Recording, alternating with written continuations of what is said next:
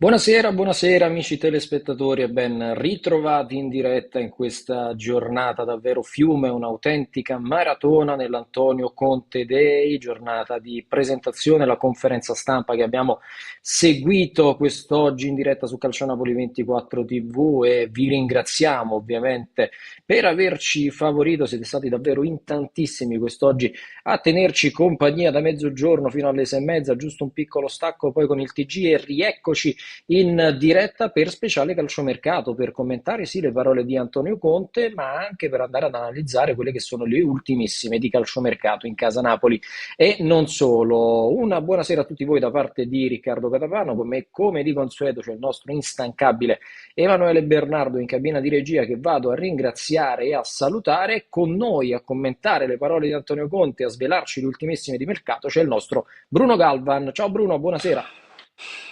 Ciao Riccardo, buonasera a te, buonasera ad Emanuele Regia e ai nostri telespettatori. Ti devo ribattezzare Mentana perché stai facendo la Eh maratona dalle sì, 12, sono le dalla 20, maratona, sono state appena le sì, 20. sì, esatto, dalla maratona Mentana alla maratona Catapano, effettivamente è un attimo, poi non lo so se stasera c'è qualche altro programma, mi metto a fare pure quello, questa sera, non lo so se c'è qualche lezione, qualcosa, qualche percentuale da dare. La cosa importante però è che oggi ha parlato Antonio Conte, caro Bruno, e non è stato assolutamente banale, poi entreremo nel dettaglio anche delle trattative di calciomercato, però per aprire la trasmissione ovviamente vorrei anche un tuo commento su quelle che sono state le dichiarazioni di un Antonio Conte, quanto mai deciso e quanto mai consapevole di essere arrivato in una piazza che ha bisogno di questo ritrovato entusiasmo.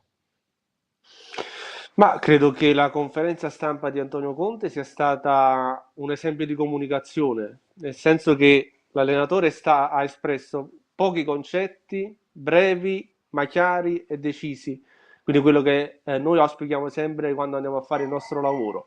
E credo che Conte abbia confermato la volontà che il progetto Napoli è un progetto triennale, che lui sapeva già prima di dover fare i conti con alcune problematiche, quindi non è che ha accettato il Napoli a scatola chiusa. Si vede che già da tempo aveva nel mirino il Napoli, perché per conoscere bene tutti i Sì. calciatori, per telefonarli e per sapere ogni dettaglio, significa che la trattativa era già ben avviata e bisognava solamente perfezionarla. E poi ti ripeto, mi è piaciuto molto sul discorso dei calciatori scontenti. Credo che quello sia un messaggio importante. Quando ha detto che, in poche parole, che lui non accetta che i calciatori siano scontenti e chi lo è si dovrà praticamente, tra virgolette, fare i conti con lui. E quindi credo che sia un messaggio importante un po' per tutti. Fermo restando però che chiaramente non è che il Napoli ha 25 calciatori scontenti, sicuramente ce ne Certo. saranno, ok? Però poi adesso bisogna fare la distinzione tra chi è scontento, però è, come dire, reputato incedibile e chi invece è scontento e non rientrerà nel progetto. Perché credo che per la prima cosa, credo che Conte difficilmente potrà, cioè difficilmente dare il via libero, come nel caso di Lorenzo e Kvara, che ha dichiarato stesso oggi, mentre invece chi è scontento e non rientra nel progetto tecnico, credo che Conte non si opporrà da questo punto di vista. Questo assolutamente, tra l'altro ha parlato anche ai microfoni di Sky Sport dicendo noi già veniamo da 40 punti in meno rispetto all'Inter, se poi ci andiamo a togliere anche i migliori, riferito ovviamente a Kvaratskhelia e a Di Lorenzo, il caso Osimhen è diverso perché proprio per ammissione di Conte ci sono degli accordi precedenti al suo arrivo. A questo punto, Bruno, io ti dico una cosa, andiamoci a risentire proprio questo estratto del contributo tagliato dal nostro Emanuele Bernardo su Antonio Conte che dice decido io chi deve rimanere a Napoli. Poi lo commentiamo insieme. Come sta gestendo in questi primissimi giorni queste difficoltà rispetto a giocatori che lei ritiene fondamentali e che invece avrebbero espresso volontà diverse? Grazie mille. No, non le sto gestendo, le stiamo gestendo insieme al club nel mio dei modi. Io sono stato molto chiaro con il presidente. Prima di parlare di altri aspetti, contrattuali, di parlare di aspetti economici che fanno parte del contratto.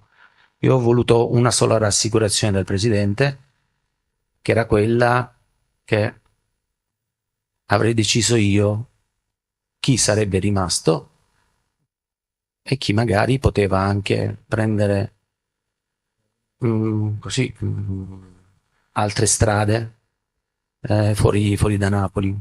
Quindi su questo sono stato molto categorico, molto chiaro, anche perché se poi parliamo di progetti, se poi parliamo di Piazza di Napoli di riscatto, se poi parliamo di ricostruzione e pensiamo poi di dar via i giocatori migliori, ma allora è tutto un controsenso.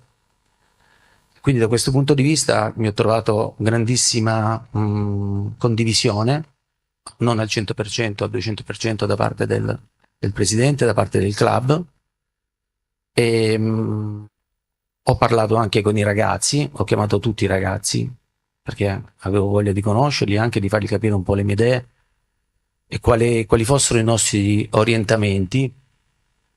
Ho sentito anche cosa avevano loro da dirmi, e però alla fine,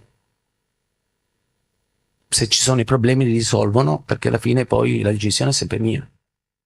Quindi i giocatori che fanno parte del progetto saranno al 200% giocatori del Napoli. Questo deve essere chiaro a tutti, è il messaggio che deve arrivare anche a tutti, visto che c'è chi parla di confusione a Napoli. A Napoli non c'è nessuna confusione, c'è chiarezza di idee. Noi sappiamo che fare e lo faremo. Insomma, mi è sembrato abbastanza chiaro, no? Antonio Conte, Bruno, decido io, ho chiamato tutti i calciatori, se c'è qualcuno scontento decido comunque io, a Napoli non c'è confusione, c'è chiarezza. Antonio Conte, l'anno scorso dicevamo è tornata la chiesa al centro del villaggio, quest'anno se vogliamo coniarla c'è Antonio Conte al centro del villaggio.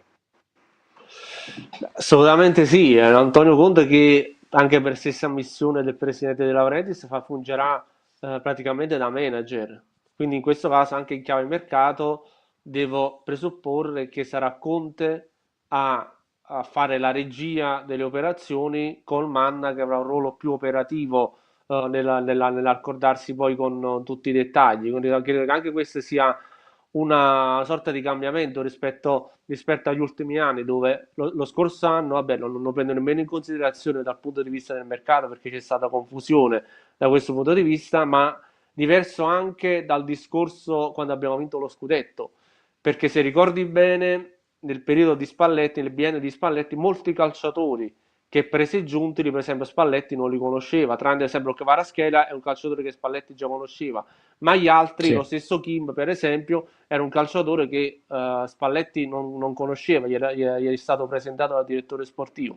Mentre in questo caso con Conte non dico che siamo all'opposto, ma quasi, perché credo che Conte abbia già individuato quei due o tre calciatori per reparto da innestare in questa squadra. E consentimi anche di evidenziare un'altra cosa, parlando sempre di calciomercato, c'è un'altra frase che mi ha colpito di Conte in tal senso. Vabbè, al di là dei dribbling, che lui, vabbè, da calciatore non era bravissimo, non era un giocatore estroso, ma era un giocatore di quantità e di inserimento. Però, se noti bene, quando le ha fatto la domanda su Rafa Marin, ha fatto finta di non ascoltare e non ha Sì, è mai vero. menzionato buongiorno, non ha mai menzionato buongiorno quando gli è stata posta la domanda. Credo che la frase più importante di Conte in quest'ottica sia anche quella in cui dice che hanno calciatori sempre rispettando i paletti e i parametri che ha Mm, il Napoli. Cioè questo tradotto, cioè il Napoli non è che va a prendere calciatori che guadagnano 15-16 milioni lordi, è difficile. certamente. È difficile, quindi se dobbiamo seguire delle tracce che ci dice Antonio Conte, io mi aspetto che il Napoli possa andare a prendere quei calciatori da 6 milioni lordi o giù di lì, quindi da 3 milioni e mezzo netti, se vogliamo parlare in maniera più abbordabile da questo punto di vista. Quindi credo che è un Napoli che già sa quello che deve fare, già sa dove intervenire. Mi è piaciuto anche un'altra cosa di Conte, e chiudo, il discorso relativo alla rosa attuale. Cioè lui dice che il Napoli parte già da una buona base, al di là dello scorso anno, e credo che anche questo sia significativo, perché secondo me di questa rosa, io credo che almeno un 14, 15, se non 16 calciatori verranno riconfermati. Il resto poi mi aspetto acquisti nuovi. Quindi mi aspetto almeno, non tantissimi, però almeno quei 4-5 acquisti mirati per poter rendere il Napoli più motivato, più fresco e soprattutto competitivo, che è la cosa più importante. Ma sono assolutamente d'accordo con te da questo punto di vista. Lo dicevamo anche prima che arrivasse Antonio Conte, il Napoli si può parlare di rivoluzione, ma di certo non deve cambiare 15 o 16 di calciatori, anzi tutt'altro, devi trovare gli innesti giusti e tornare a valorizzare magari dei profili che quest'anno, così come il resto della rosa, hanno reso sicuramente di meno. Quest'oggi, tra l'altro, in conferenza gli è stata posta la domanda su Foloruncio e su Raspadori e lui ha detto assolutamente sì, sono giocatori che rientrano nel mio progetto tecnico e che dovremo tornare a valorizzare. Ti aggiungo tra l'altro che un altro calciatore per il quale stravede assolutamente Antonio Conte è Frank Zamboanghissà, che è un altro che quest'anno ha reso ma parecchio sotto le aspettative e che Antonio Conte vuole far tornare a brillare come è successo negli anni di Luciano Spalletti. Veniamo ai due nomi caldi, ovviamente, quelli che campeggiano anche sul titolo di questo speciale calciomercato, Kvaratskhelia e Di Lorenzo. Insomma, Conte è stato chiarissimo, restano nel Napoli, fanno parte del mio progetto, li ha di fatto blindati, De Laurentiis sa quello che è il mio pensiero, e però poi bisogna fare i conti anche col pensiero dei due calciatori, situazioni diverse. Credi che bastano queste dichiarazioni di Antonio Conte per chiudere il cerchio e far terminare queste due querelle che ci portiamo avanti? Ma credo che se Conte ci ha messo la faccia su questi due calciatori, difficilmente cambieranno le valutazioni del Napoli. Io sono convinto che alla fine Kvaratskhelia resterà a Napoli e Napoli De Laurentiis gli adeguerà il contratto, anche se poi bisognerà vedere in questo contratto se ci sarà una clausola rescissoria che scatterà magari tra 2 anni oppure no. Insomma, queste poi sono tutte situazioni che capiremo sicuramente con il tempo. Dal punto di vista tattico, oggi Antonio Conte ha parlato anche del Giorgiano per quanto riguarda la posizione da tenere in campo. Noi qualche settimana fa abbiamo azzardato con un focus, direi così azzardato tra virgolette, una posizione per Kvaratskhelia nello schema tattico di Conte e Sì. guardando un po' le caratteristiche di Kvara e guardando anche poi i trascorsi di calciatori che hanno giocato in quella posizione, Kvara potrebbe ricoprire un po' quello, potrebbe essere l'Hazard di Conte al Chelsea, perché Hazard anche lui partiva come giocatore di fascia, con Conte ha giocato un po' più dentro al campo e ha fatto una delle stagioni più importanti della sua carriera. Quindi se devo aspettarmi un Napoli, premesso che Conte ha anche parlato di utilità tattica, quindi facendo anche capire che il Napoli potrebbe mettersi talvolta a 3, talvolta anche a 4 dietro. Se devo immaginare un 3-4-2-1, io Kvara me lo aspetto nei due dietro la prima punta, però non in maniera statica, ma un giocatore in grado di partire da dentro al campo o viceversa per allargare poi la difesa avversaria. Quindi credo che, come, Sì. come detto in precedenza, se Conte ha messo la faccia su Kvara e Di Lorenzo, non dovevano esserci dubbi sulla loro permanenza a Napoli. Sicuramente discorso economico da una parte, quello relativo a Kvaratskhelia, con le parti, tra l'altro l'ha ribadito quest'oggi Aurelio De Laurentiis dicendo che dopo l'Europeo, tra l'altro Kvara giocherà questa sera, si giocherà la qualificazione contro il suo idolo d'infanzia Cristiano Ronaldo, mentre è successo di tutto nell'altro girone, quattro squadre a 4 punti hanno concluso. Non so se è una primizia, ma di certo un fatto abbastanza strano con la Slovacchia del nostro Stanislav Lobotka che comunque riesce a strappare il pass per gli ottavi di finale. Incredibile davvero quello che è successo con tutte le squadre a quota 4 punti. Detto quindi di Kvaratskhelia, discorso economico, De Laurentiis ribadisce che al termine dell'Europeo le parti si siederanno, lui, Giovanni Manna e gli agenti di Kvaratskhelia, e gli offrirà un rinnovo di contratto con adeguamento contrattuale. Credo che in quel caso si possa venire comunque incontro e trovare una soluzione, magari anche con l'inserimento di una clausola rescissoria, come giustamente ce lo ricordavi tu poco fa. De Laurentiis, che tra l'altro ha mandato una bordata mica da ridere al PSG, dicendo che ci sono dei club, in questo caso anche rappresentati dall'ECA, e il riferimento è ovviamente al PSG, che fanno delle valutazioni contra legem andando a avvicinare e offrire dei soldi a dei calciatori senza chiedere le autorizzazioni ai club di appartenenza. Ripeto, ovviamente in riferimento al PSG, al caso Kvaratskhelia.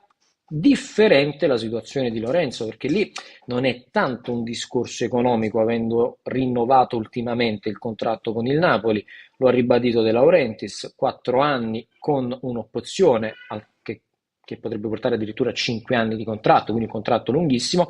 De Laurentiis per oggi ha sottolineato come il calciatore si è sentito abbandonato ed è normale, cito proprio De Laurentiis, che sia sfasteriato. Adesso bisogna capire, ma chi lo ha abbandonato Di Lorenzo? La società? Lo stesso De Laurentiis che sta facendo un mea culpa? Ma la situazione di Lorenzo credo che, diciamo che se dovessi scegliere da chi parte stare, io credo che in questa situazione ognuno abbia le proprie colpe.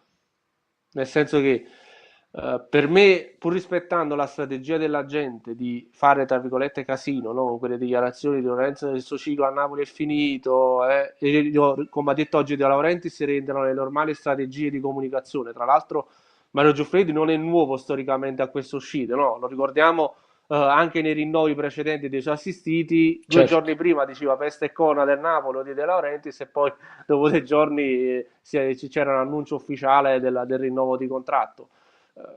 Io credo che non è un discorso economico, tu hai detto benissimo, è un discorso più che altro di motivazione e di chiarezza. Secondo me questa situazione si può risolvere solamente in un modo, cioè far sedere anche Di Lorenzo in persona al tavolo questa sorta di tavola rotonda, perché secondo me è l'unico modo per uscirsene, perché per quanto un agente possa rappresentarti, per quanto possa fare i tuoi interessi, così come De Laurentiis può demandare a Manna piuttosto che a Conte di risolvere questa situazione, secondo me l'unica via di uscita è fare un vero faccia a faccia tra il calciatore e De Laurentiis, di modo che si possano effettivamente chiarire una volta e per sempre questo misunderstanding che il presidente oggi ha ribadito, ha detto sì è vero, io ho detto che nessuno è incedibile, ma l'ho fatto contestualizzandolo in un discorso piuttosto ampio. Ripeto, io sono convinto che alla fine Di Lorenzo resterà a Napoli perché al di là che Conte si è speso in prima persona mettendoci la faccia oggi, così come Kvaratskhelia, la chiave di volta è anche poi, già lasciando un altro discorso Osimhen. Lì per esempio Conte non ci ha messo la faccia dicendo guardate, non è una cosa che dipende da me, ne deciderà insomma chi vorrà pagare la clausola nel meno. Credo che questo sia anche un significato molto importante che può essere interpretato di riflesso alla situazione del Giorgiano e del capitano.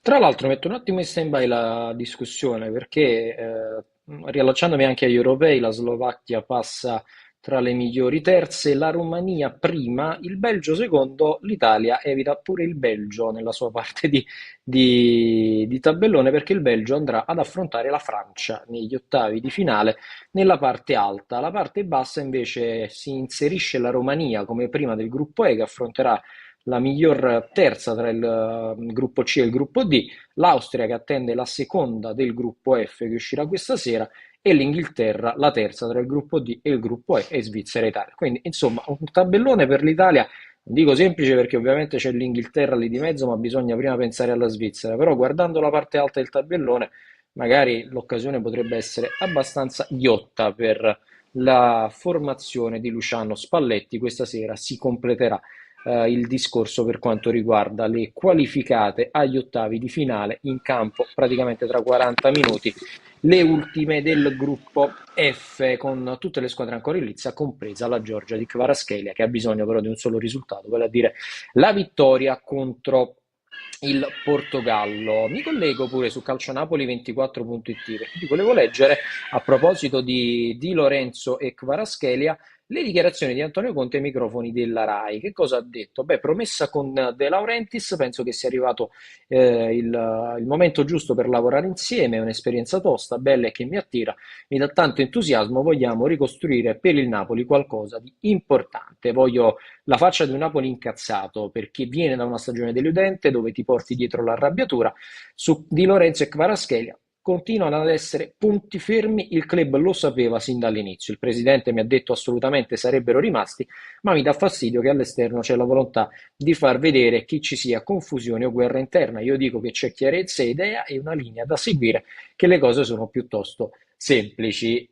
Ma vai a vedere che, caro Bruno, in tutta questa situazione chi è con le spalle al muro è proprio De Laurentiis, che magari non si aspettava una questione così spinosa relativa ai casi di Lorenzo e Kvaratskhelia e adesso dovrà in qualche modo rimediare.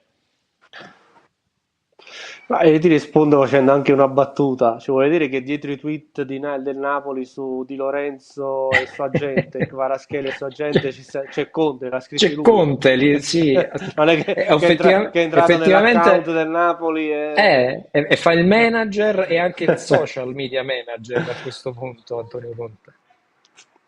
Sì, sì, assolutamente. Ormai Conte a Napoli fa qualsiasi cosa. No, tornando seri, io ho apprezzato molto il comportamento del presidente oggi in conferenza. C'è un presidente che probabilmente, anzi, tolgo probabilmente, ha imparato la lezione dell'ultimo anno. Mi auguro che mantenga questa posizione per tutto l'anno, ma io sono convinto che con la presenza di Antonio Conte il presidente possa concentrarsi su questioni più importanti come il centro sportivo piuttosto che lo stadio. Sì. Facendo tutti gli scongiuri del caso, io credo che se Napoli dovesse avere un momento di crisi, no? Se a differenza degli scorsi anni vedevamo sempre De Laurentiis venire da Roma, venire a Castelvolturno, può andare via, può stare in hotel a Napoli, può andare lì, parlare con la squadra, eccetera, eccetera, credo che quest'anno, facendo tutti gli scongiuri del caso, siete autorizzati a toccarvi. Io sono convinto che difficilmente vedremo questa scena, cioè credo che i panni sporchi li laverà direttamente Conte insieme all'ausilio di Oreali. Non credo che De Laurentiis interverrà a gamba tesa come è successo gli scorsi anni. Questa è una mia sensazione. E credo che anche questo sia anche un bene, perché Conte oggi ha utilizzato anche un'altra parola, responsabilità. Io credo che come la responsabilità se la sia assunta anche Conte oggi mettendoci la faccia, credo che anche i calciatori che resteranno o arriveranno a Napoli devono percepire che a Napoli una maglia pesa e c'è la responsabilità di dover dare più del massimo, perché come ha detto Conte il massimo a volte come dire, non basta. E quindi sono Esattamente. convinto che anche da questo punto di vista l'arrivo di Conte porterà sicuramente ad una gestione di eventuali problematiche diverse, di un'eventuale problematica diversa rispetto al passato. Tra poco ci collegheremo anche con il primo ospite di serata proprio per analizzare quelle che sono state le dichiarazioni di Antonio Conte in conferenza stampa, ma non solo. Ti chiedo anche della fase difensiva, perché poi dopo parleremo degli attaccanti. Quest'oggi l'unico nome sul quale Antonio Conte ha detto qualcosa è quello di Romelu Lukaku. In difesa i colleghi presenti in conferenza hanno provato un pochino a stuzzicarlo, gli hanno chiesto di Rafa Marin, che ormai è vicinissimo alla maglia azzurra, hanno provato a chiedergli di buongiorno, di Hermoso, lì ha dribblato un pochino le domande Antonio Conte. Dici tu un pochino le ultime per quanto riguarda anche l'assetto difensivo del Napoli. Rafa Marin ormai lo consideriamo davvero vicinissimo ad essere un nuovo acquisto. E poi c'è questo tandem Buongiorno Hermoso, che insomma, qualora dovessero arrivare tutti e due, andrebbero a comporre una retroguardia davvero di primissimo livello. Beh, sicuramente sì, fermo restando però che io lo ripeterò fino alla noia, a patto che si rispettano i parametri economici del Napoli e a patto Sì. che i procuratori dei calciatori che tu hai citato rientrano come commissioni nei parametri fissati dal Napoli. Ok, quindi credo che questo deve essere un Il claim da mantra. stamparsi, il mantra da stamparci ben fisso nella mente. Guardando storicamente poi le difese di Antonio Conte, premesso che il 90% delle volte ha sempre giocato a 3, però lo ricordiamo bene, insomma, al Siena faceva il 4-2-4, la stessa cosa al Bari, poi si è evoluto, insomma, poi si è anche aperto ultimamente al 4-3-2-1, al 4-2-3-1. Se devo concentrarmi sulla difesa a 3, storicamente Conte i tre centrali li vuole molto fisici. Quindi se Mm. devo rapportarlo al Napoli, guardando adesso chi potrebbe restare, con Di Lorenzo sicuramente, Rachmani sicuramente un giocatore che con la difesa a 3 va benissimo, l'ha fatto a Verona come braccetto di destra e quindi può farlo benissimo anche con Conte. Olivera, non so perché sia uscita sempre questa notizia del ruolo inedito di Olivera, ma Olivera in carriera già l'ha fatto il braccetto a sinistra, quindi non sarebbe una sua, non sarebbe assolutamente una novità, anche se lui, lo so per certo, lui preferisce giocare chiaramente esterno, però non è un ruolo inedito, ma Olivera già l'ha fatto in carriera, ha ricoperto il ruolo di braccetto di sinistra nella difesa a 3, quindi ci potrebbe anche stare. Non so onestamente se Juan Jesus possa essere al caso di Antonio Conte. Su Nathan per me deve andare a giocare, inutile che si fa un altro anno qui, anche perché vedendo un po' le gerarchie che potrebbero esserci, secondo me la casella di Nathan è stata presa da Rafa Marini, perché io lì mi aspetto Mm. magari qualcosina in più, a meno che poi Rafa Marini non si dimostri sul campo un fenomeno e quindi possa stravolgere le gerarchie e diventare proprio un titolare. Ostigard è anche un giocatore che io sono curioso di vedere all'opera in una divisa 3, anche perché l'ha fatto al Genoa e l'ha fatto ottimamente. Però sono curioso invece di capire il centrale. Il centrale di Antonio Conte, di solito anche poi i difensori di Conte sono molto bravi anche nel gioco aereo e spesso e volentieri danno anche un contributo importante in fase realizzativa. Quindi anche lì io sono curioso di vedere se effettivamente Buongiorno sarà un obiettivo, cioè Napoli può riuscire a portare in porto questa operazione, un'operazione che onestamente se dovesse costare più di 40 milioni io mi tirerei un attimino indietro, perché Buongiorno Mm. sicuramente è stato uno dei difensori più importanti dell'ultimo campionato, ma non solo, perché Buongiorno è giovane, ma ha già una discreta esperienza nel campionato italiano, però parliamo comunque di un calciatore che non si è mai affacciato in un campionato internazionale. In questo momento potrebbe giocare, fare la sua presenza con la nazionale, essendo male squalificato Calafiori, potrebbe avere delle chance di giocare in quella posizione di campo. Però è un giocatore che onestamente sui 30-35 milioni è già una È valutazione il, pre- importante. Se è Napoli il è un prezzo prezzo giusto. importante, anche perché Certo. poi, e chiudo, con Cairo noi con i difensori non è che siamo stati molto fortunati, cioè abbiamo preso Eh. Maximovic a 30 milioni, quindi non vorrei si ripetesse la stessa cosa, fermo restando che chiaramente per me Buongiorno è un giocatore valido, però strapagarlo Assolutamente. non mi sembra un'ottima idea. Facciamo così, Bruno, parliamo di Buongiorno, ma non solo, soprattutto della conferenza di Conte con il nostro primo ospite di serata. È un piacere avere ai nostri microfoni il direttore Mario Donatelli. Buonasera, direttore. No, non abbiamo il direttore Donatelli in questo momento, magari sta attraversando un tratto non coperto dalla linea, magari riproviamo Emanuele, altrimenti poi andiamo a salutarlo se non riusciamo a metterci in collegamento con il direttore Donatelli. E effettivamente, tra l'altro, quest'oggi leggevo, Bruno, in difesa, noi abbiamo parlato di quelli che sono i parametri che ovviamente il Napoli deve andare a rispettare. C'era chi andava, ecco, dovremmo aver ripristinato il collegamento con il direttore Mario Donatelli. Direttore, buonasera, mi sente? Sì, buonasera a voi, grazie. Sento Grazie a benissimo, lei grazie. grazie a lei per aver accettato il nostro invito. Ha avuto modo di seguire o di ascoltare o di leggere la conferenza stampa di presentazione di Antonio Conte qui a Napoli quest'oggi?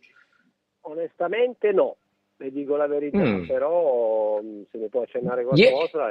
Gliela riassumo brevemente, quelli che sono i Bene, titoli. bene, Ha bene. detto: il mio Napoli avrà una faccia incazzata. Partiamo da Mm. questo. È una sfida che arriva al momento giusto. Kvaratskhelia e Di Lorenzo restano a Napoli perché decido io, non voglio sentir parlare di scontenti. Queste, insomma, le parole di Antonio Conte che si è messo subito al centro del progetto Napoli. Carichissimo come non mai, e De Laurentiis lo ha definito anche quel manager che in realtà ha sempre cercato ma che il Napoli non ha avuto, dando di fatto pieni poteri ad Antonio Conte e al suo staff. Ma allora, intanto diciamo che Antonio Conte, quando prendi un allenatore come Antonio Conte, tu sai già cosa va incontro, no? Antonio Conte non è uno che scende a compromessi, decide personalmente le scelte, decide personalmente tutto quello che riguarda il settore tecnico e anche la parte organizzativa, credo, perché è un manager come un allenatore manager a 360 gradi, quindi nel momento in cui De Laurentiis l'ha scelto sapeva benissimo che tipo di allenatore andava a prendere. E non mi meraviglia quello che dice Conte, perché gli allenatori di un certo livello ragionano un po' così. Bruno, Quindi, hai una curiosità secondo per me il direttore? è in linea con l'allenatore, è in linea Sì. con il personaggio, è in linea con le idee di Conte. No, Bruno, a te. innanzitutto saluto il direttore Donatelli, non posso non fargli una domanda di mercato, visto che lui ne sa uno più del diavolo, no? Volevo sapere da lui se conosceva nei dettagli Rafa Marin, giocatore che ormai è ad un passo, possiamo dire, dal trasferimento al Napoli, e se poi lui, essendo stato un ex Genoa, ritiene che magari Frendrup, anche se oggi la società, ho letto un'intervista del presidente, l'ha blindato, potrebbe essere uno dei pezzi pregiati per il centrocampo, perché no anche del Napoli. Allora, per quanto riguarda Marin, ti dico un giocatore che conosco, ma non lo conosco in modo approfondito. Sicuramente è un ottimo giocatore ed è un giocatore che può fare benissimo al caso del Napoli. Per quanto riguarda Fredrup, invece è un giocatore che conosco molto bene perché l'ho visto intanto giocare tante volte nel Genoa, ma poi lo seguivo anche quando era, credo, in Svezia lui, adesso non mi ricordo la squadra.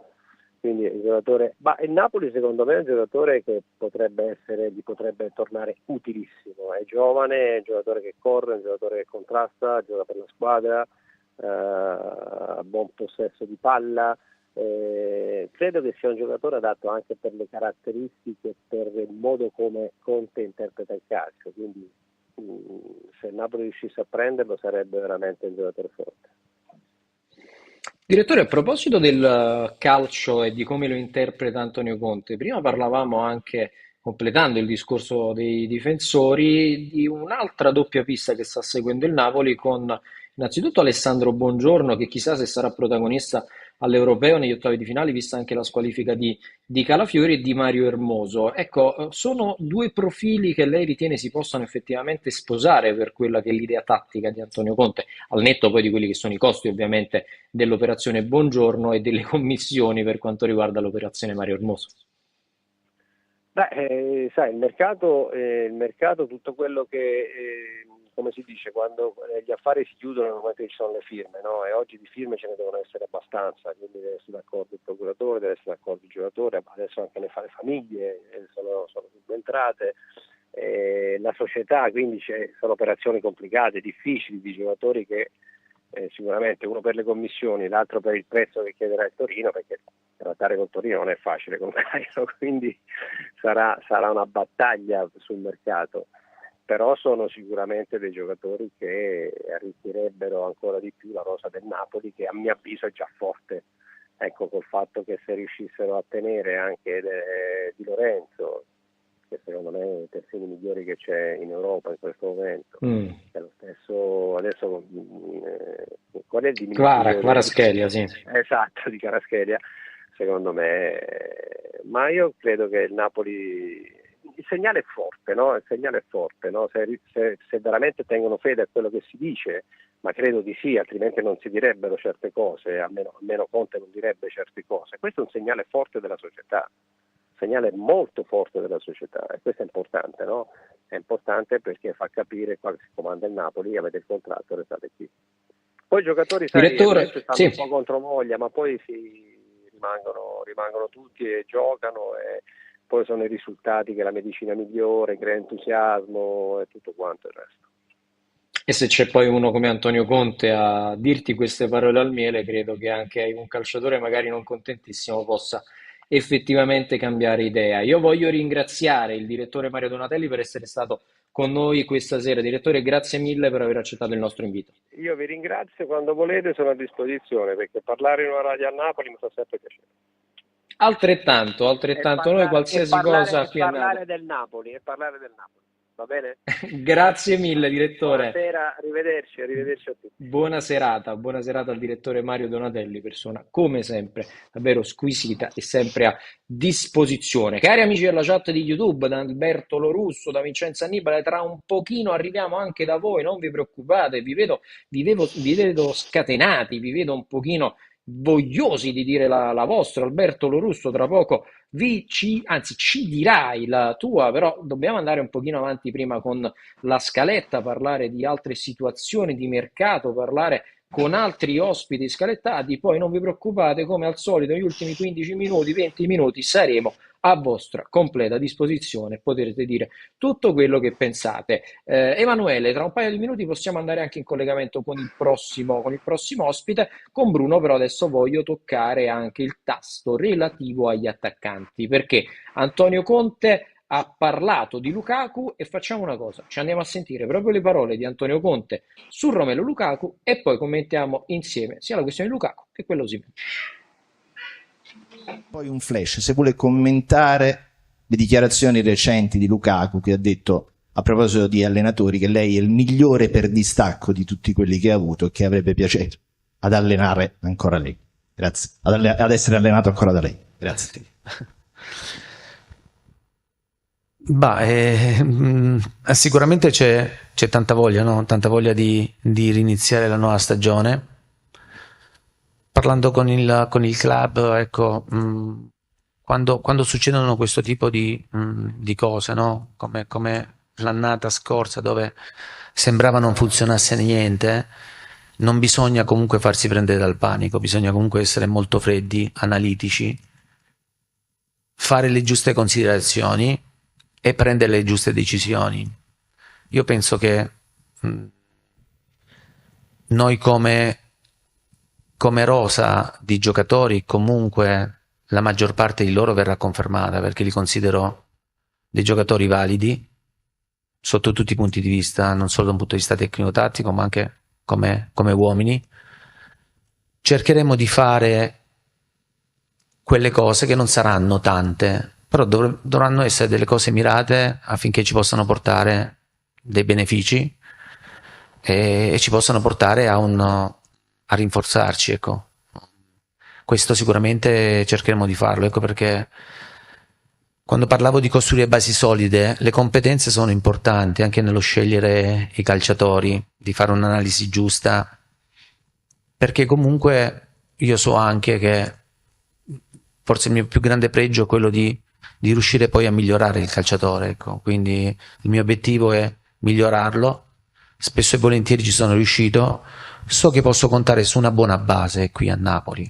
È inevitabile che poi ci saranno ancora da qui, dopo gli europei, il mercato poi fino ad agosto è sempre un po' aperto, ci saranno poi delle situazioni in entrata e uscita che noi cercheremo di fare nel migliore dei modi, rispettando sempre, ribadisco, i nostri parametri. Questo deve essere molto, molto chiaro, però cercheremo di fare delle cose giuste affinché possiamo diventare più forti. Questo deve essere chiaro, ecco. Per ciò che riguarda Romelu, stiamo parlando di un ragazzo, cioè di un calciatore forte, cioè, stiamo parlando come Osimhen, di calciatori eccellenti, cioè non c'è nessun commento da fare, ecco. C'è solo da ammirarli quando giocano e niente, quello è sperarli sempre di averli dalla propria parte, mai contro, ecco. Questo.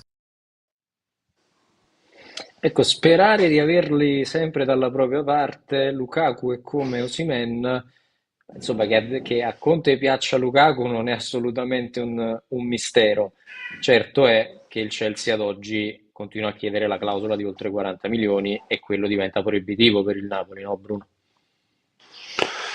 Ma assolutamente sì, io credo che l'affare Lukaku si possa eventualmente sbloccare secondo me dopo il ritiro di Di Maro, ti dico la verità, perché lì capiremo effettivamente lo scenario Osimhen, perché credo che quello sia il nocciolo della questione. È normale che nel momento in cui parte Osimhen, allora il Napoli poi potrà dare sicuramente vita su un effetto domino per quanto riguarda l'attacco, perché se dobbiamo fare dei ragionamenti, mettiamo il caso che il Napoli dovesse giocare a 3-4-2-1, in quel caso servirebbero 4 giocatori da sottopunta e 2 da prima Mm. punta se ti trovi, no?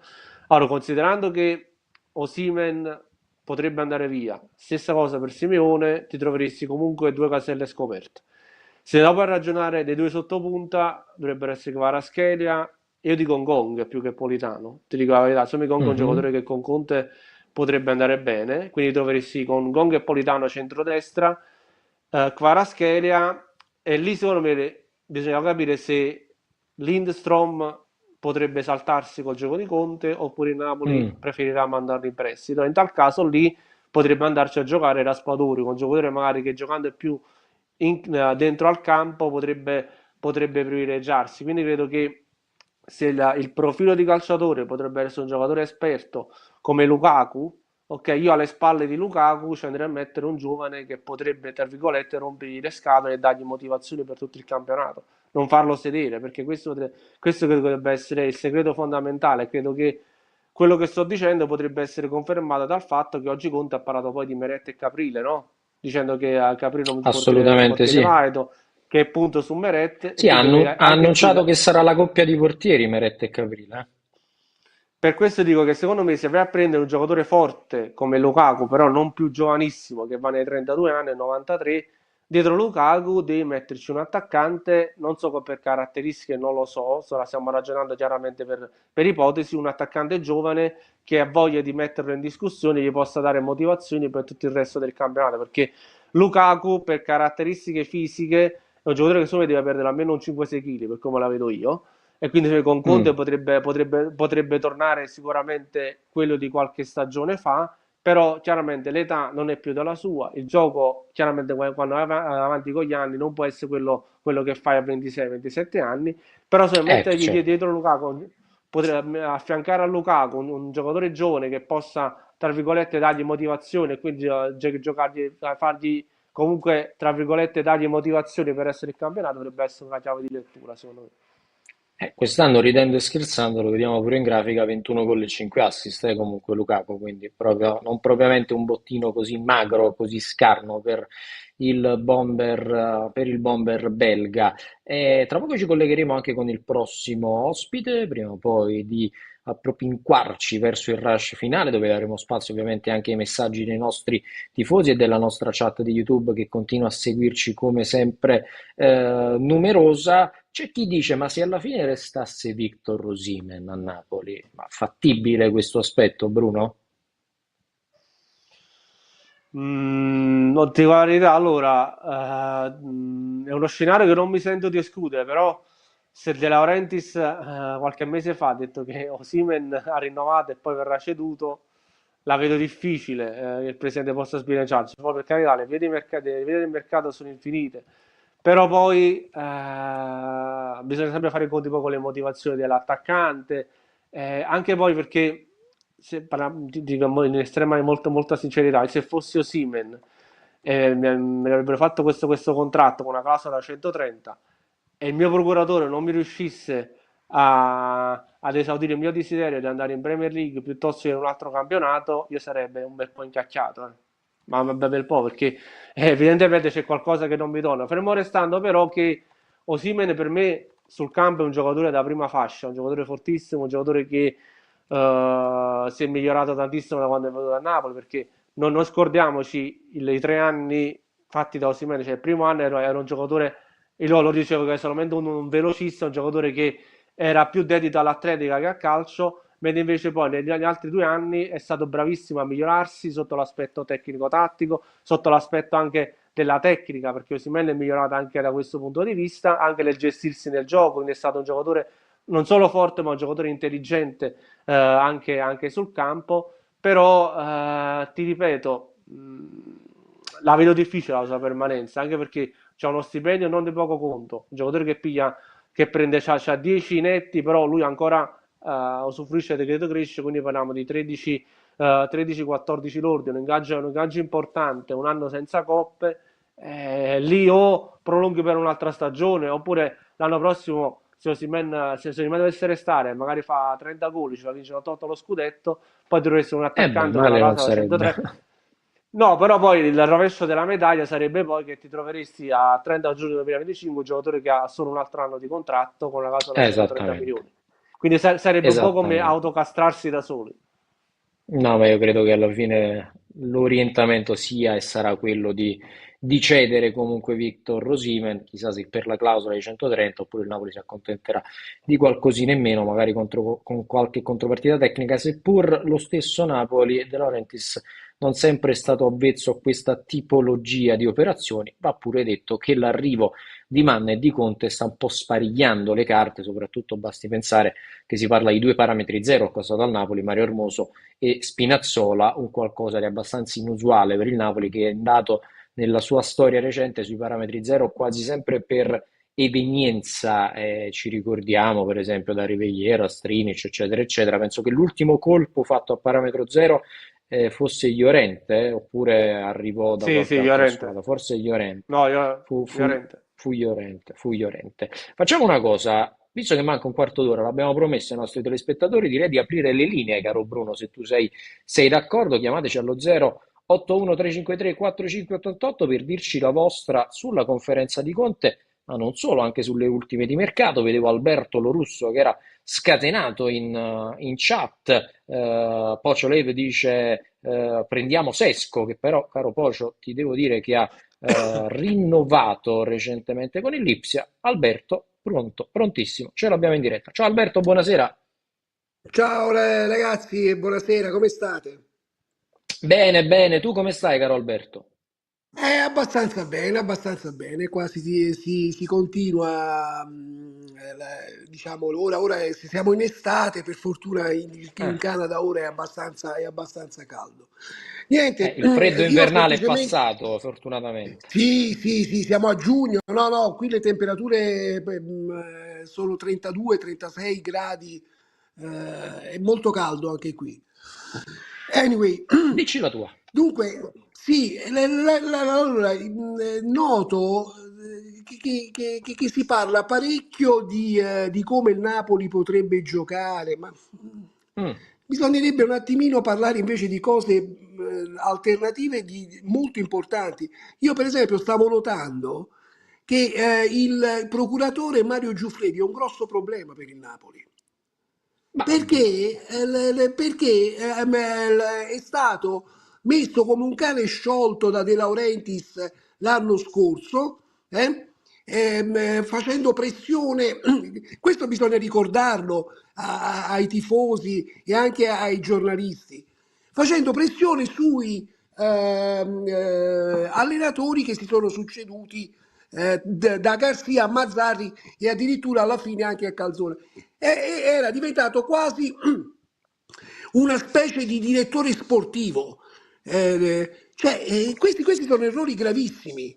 Ora, con l'arrivo di Conte, io già sto vedendo cose, le distanze che sta prendendo Conte, ovviamente, no? Da questo modo di fare di De Laurentiis, che rimanendo senza esperti di calcio, attorno, capito, si è rivolto ai procuratori, d'accordo, anche mm. se lui parla male dei procuratori, ma invece no, perché Giuffredi Non di tutti, non di faceva tutti. pressione, faceva pressione e questo è stato un grosso danno ulteriore alla stagione assurda che ha fatto il Napoli. Facendo pressione deve giocare Tizio, deve giocare un procuratore. Ma stiamo scherzando? Ah, Ora continua a dire Di Lorenzo, ora non parliamo perché Di Lorenzo sta facendo l'europeo. beh, questo non credo Ma che se hai sia un aperto, errore, però ma Alberto, dai. no, scusami, scusa, no, fammi finire. Ma scusa, Sì, ma veloce se che hai poi vogliamo aperto un lasciare spazio anche agli vespaio, altri, Alberto. sì, no, volevo dire, se hai aperto un vespaio dicendo Di Lorenzo deve andare via all'inizio degli europei, ora dici che Di Lorenzo non bisogna parlare di Lorenzo perché, cioè, capito? Avere questo procuratore come un cane sciolto che parla e fa un grossissimo danno. Ora, per fortuna, Conte sta prendendo le distanze. Io vedo che sta prendendo le distanze da questo procuratore. Cioè, queste sono cose invece da evidenziare, perché il fatto che il Napoli come giocherà Conte, ma è parlare di fuffa, è parlare di Cioè, nulla. tu non ce Parliamo di l'hai la cose. curiosità di capire come giocherà il Napoli di Conte a questo Ma punto. assolutamente no, perché è arrivato Ah, non ora te frega come giocherà il Napoli di Conte. ma no, perché ora come ora mi preoccupo delle cose che stanno succedendo ora, gravissime, che stanno succedendo ora e che bisognerebbe mettergli un bavaglio a questo procuratore. Questo procuratore non deve parlare Questo non si può, e questo non si può fare, non si può mettere il ma non si bavaglio a può fare, nessuno né però anche i tantomeno impedire giornalisti, di... allora i giornalisti nostrani, i giornalisti dovrebbero fare, diciamo, dovrebbero difendere la società, nel senso di non Ma il intervistare giornalista un in realtà non procuratore. deve, Alberto, il giornalista in realtà non deve difendere nessuno se non il proprio lavoro fatto con correttezza. Il giornalista è super partes, non si può schierare da una parte e Ma ho dall'altra. Il capito, ma se si giornalista deve aprono dei vespai, raccontare. ma ho capito, però se si aprono dei vespai E deve essere il dannosi. Napoli a prendere le distanze se si aprono Vespai, non può essere il giornalista a fare Esatto, quello che deve esatto, ma fare il io infatti Napoli. ma Eh, infatti è quello che ti ho detto, che voglio dire, De certo. Laurentiis ha lasciato addirittura fare una sorta di direttore sportivo a un procuratore, questa è una cosa Ma gravissima. questo non lo so. Di certo l'anno scorso Giuffredi Ma è voglio stato tra dire, i pochi, no, è stato tra i pochi a palesare a inizio stagione che nel Napoli c'erano dei problemi all'interno dello spogliatoio. Tutti lo abbiamo preso per pazzo e in realtà aveva ragione. ma non si deve permettere un procuratore a palesare proprio un bel nulla, perché nessun procuratore fa pressione su un allenatore dicendo tu devi far giocare Mario Rui. Ma stiamo scherzando? Capisco Ma assolutamente il tuo assolutamente, pensiero, Alberto. se vogliamo, il mio discorso è un discorso costruttivo, non è un Ma discorso assolutamente, ma figurati, Alberto, dispregiativo. ma certo. Io voglio costruire, voglio dire, degli argomenti validi, cioè nel senso Certo. importanti, per il Napoli, per la mia squadra del cuore. Non è che voglio parlare di mettere zizzania oppure fare che casini che poi diventano dei polveroni megagalattici Alberto, non che poi prenderla a male, ma io ti devo salutare perché dobbiamo lasciare spazio sì, pure agli altri, se no non la smettiamo d'accordo, più di parlare io e te, che siamo hai due che gli ragione, piace hai parecchio ragione. parlare e discutere, caro Alberto. Volevo evidenziare soprattutto questo. Hai fatto bene, ne diamo spazio a tutti i pensieri, Vi l'importante è che siano ringrazio espressi in per la maniera vostra. corretta come il tuo. Certo, vi ringrazio per la vostra sempre sensibile disponibilità Ma figurati che Alberto, mettete. sempre a tua disposizione. Un abbraccio a tutto il Canada, che in questo momento insomma ha delle temperature un po' Un più abbraccio a accettabili voi rispetto ragazzi, buon lavoro. all'inverno. Grazie mille al nostro amico Alberto Lorusso che ci ha detto la sua dal punto di vista della situazione relativa agli agenti. Lo ripeto, noi non dobbiamo pigliare le difese di nessuno, né da una parte né dall'altra, noi facciamo i giornalisti, dobbiamo essere super partes. Franco Scarpino ci scrive su YouTube come si fa a tifare Napoli. Non lo so, chiedilo ai migliaia, milioni di tifosi del Napoli sparsi un po' in tutto il mondo. Sono le 20.52, ci avviciniamo, 20.51, ci avviciniamo verso la chiusura della trasmissione. 081 353 4588, se volete intervenire in questi ultimi minuti di trasmissione, mi raccomando, brevi in quelle che sono le vostre considerazioni, altrimenti non riusciamo a dare spazio a tutti. Salvatore Nina scrive: Bruno, e te la gira questa domanda. A me piacerebbe una coppia difensiva. Buongiorno Skriniar, visto che Skriniar è stato messo alla porta dal PSG. Conte lo conosce bene. Suggestione, mettiamola così, anche perché di trattativa ad oggi a me non risulta nulla. Bah, allora, anche se magari posso toccare questo argomento che non piaceva all'ascoltatore di prima, che Alberto si chiamasse, correggimi se Sì, sbaglio. Alberto. Magari non gli sarò simpatico, però devo rispondere a questa domanda tecnico-tattica, se vogliamo metterla così. Allora, Skriniar, se devo ragionare difesa a 3, io Skriniar lo vedo centrodestra, come Sì. giocava nell'Inter, no? Un giocatore che sa giocare palla al piede, può farti ripartire l'azione, può farti un braccetto anche, per me anche importante perché permette anche di a volte si sganciava anche offensivamente. Onestamente no. ti dico la verità, vorrei giocatori giovani che mi possano anche garantire una progettualità. Secondo me sono per questa idea, cioè prendere giocatori di 22, 23, 24 che possono poi esplodere nel triennio, ci auguriamo di Antonio Conte, perché anche lì Conte oggi è chiudo. Ha detto che lui è bravo a valorizzare i calciatori, quindi secondo me se Napoli riesce a prendere giocatori ancora che sono tra virgolette non esplosi del tutto, secondo me con l'aiuto di Conte può divertirsi. Ti leggo intanto anche delle dichiarazioni di Conte ai microfoni Mediaset. Kvara non deve dire se resta, match con la Juve, affetto, poi sarà un avversario. Un po' a rispondere a chi dice insomma Conte è Juventino, eccetera, eccetera, eccetera. Lui ha sempre sostenuto, io sono il primo tifoso della squadra che alleno. Dice sarà una sfida difficile ma affascinante che arriva al momento giusto della mia carriera perché essendo una sfida difficile deve essere anche molto preparato ad affrontarla. Da parte mia c'è la voglia di iniziare questo progetto insieme al club dove dovremo cercare di costruire per riportare il club quanto prima a competere. Io e il presidente due caratteri decisi, parlo ovviamente di De Laurentiis, volevo leggere, eccolo qua, il discorso su Kvara. Partiamo da una base, da una domanda sbagliata, il problema non è che il calciatore deve dire se resta, il padre e la gente devono fare il padre e la gente, poi c'è una squadra, una società, un allenatore e c'è un contratto. Poi che ci siano delle situazioni da migliorare e risolvere in maniera molto intelligente, proveremo ad essere tutti intelligenti. Se il calciatore è del Napoli, rimarrà al Napoli. Sulla partita con la Juve, io sentirò anche la partita con Lecce, che c'entra, sono cresciuto nel Lecce, è inevitabile che ho proprio affetto per tutte le squadre in cui ho giocato, in cui sono stato allenatore. Detto questo, poi per me saranno avversari. Caso chiuso quindi sulla juventinità di Antonio Conte, lui penserà e sarà il primo tifoso della squadra che allena e in questo caso sarà proprio il Napoli. Insomma, Antonio Conte, a proposito di quello che dicevamo prima con Alberto, il papà e la gente pensino a fare il papà e la gente, evitare di fare queste dichiarazioni. Antonio Conte lo vedremo secondo me molto spesso in quest'ambito. Non dico rispondere pan per focaccia, ma mettere i puntini sulle i. No, no, assolutamente sì. Io mai come quest'anno sono curioso di vedere il ritiro, di vedere Mm. Conte lavorare sul campo, come si interfaccerà con i calciatori. C'ho grandi aspettative su Antonio Conte, per vedere effettivamente poi se questo periodo in cui non ha allenato gli è servito un po' come fece a Spalletti per avere nuove idee di gioco e per ammodernarsi, utilizziamo questo termine. Spalletti fu bravo sempre quel biennio in cui non allenò, di dimostrarsi un allenatore intelligente e preparato.